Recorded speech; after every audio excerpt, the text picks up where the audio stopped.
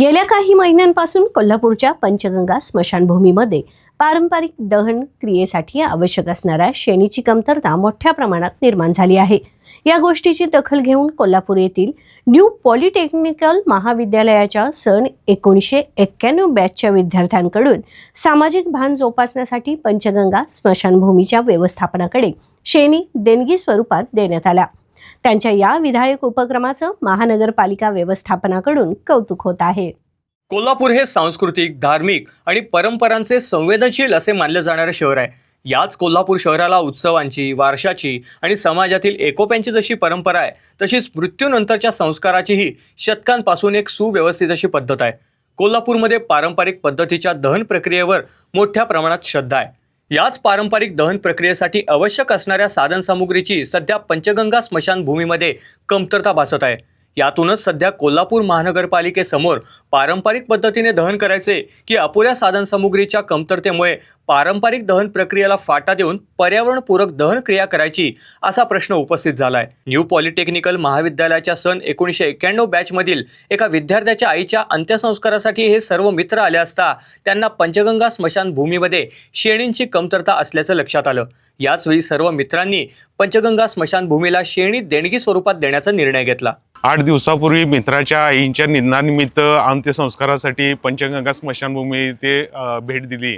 तेव्हा निदर्शनास असे आले की इथं अंत्यसंस्कार करण्यासाठी शेणी, लाकडू यांचे खूपच कमतरता, तुटवडा भासत होता। तर त्या 8 दिवसापूर्वी आम्ही आमच्या न्यू पॉलिटेक्निकच्या 1991 बॅचच्या ग्रुपवर शेणीदान करण्यासाठी आवाहन केलं असता सर्वांनी उत्स्फूर्त प्रतिसाद दिला व आज आम्ही महानगरपालिकेला व पंचगंगा स्मशानभूमीला 15,000 शेणींचं दान करत आहे। आणि त्या शेणीदान करण्यासाठी ज्या आमच्या मित्रांनी मदत केली त्या सर्वांचं मनपूर्वक आभार। सध्या पारंपरिक पद्धतीने दहन क्रिया करण्यात कोल्हापूर महानगरपालिकेसमोर बऱ्याच अडचणी निर्माण होत आहेत। याच परिस्थितीत न्यू पॉलिटेक्निकल महाविद्यालयाच्या माजी विद्यार्थ्यांचा हा सामाजिक उपक्रम निश्चितच कौतुकास्पद असल्याची प्रतिक्रिया महानगरपालिकेचे आरोग्य अधिकारी जयवंत पवार यांनी व्यक्त केली। आज न्यू पॉलिटेक्निक कॉलेजच्या वतीने आज या ठिकाणी आपल्याला शेणीदान केलेले आहे। त्या सर्व बॅचचे कोल्हापूर महानगरपालिकेच्या वतीनं आभार व्यक्त करण्यात येत आहे।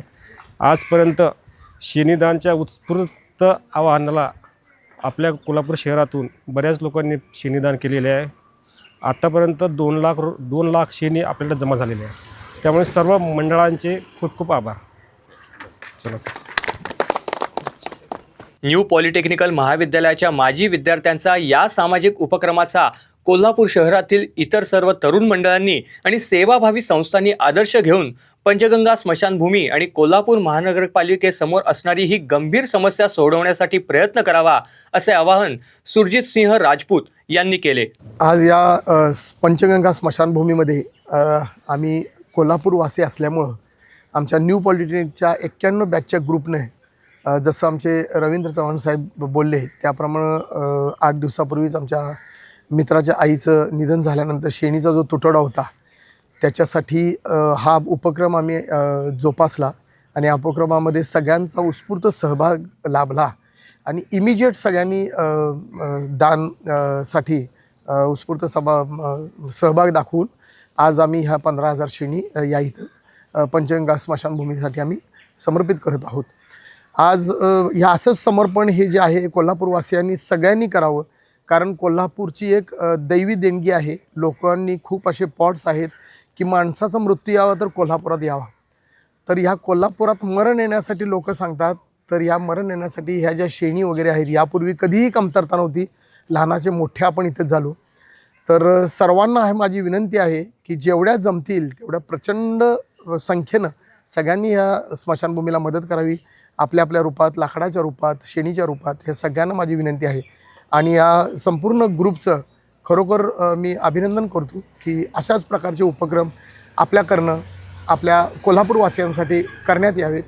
यावेळी प्रशांत चव्हाण, उमेश परमेकर, महेश जामसांडेकर, संजय चौगुले, अतुल संगपाळ आणि न्यू पॉलिटेक्निकल महाविद्यालयाचे माजी विद्यार्थी उपस्थित होते।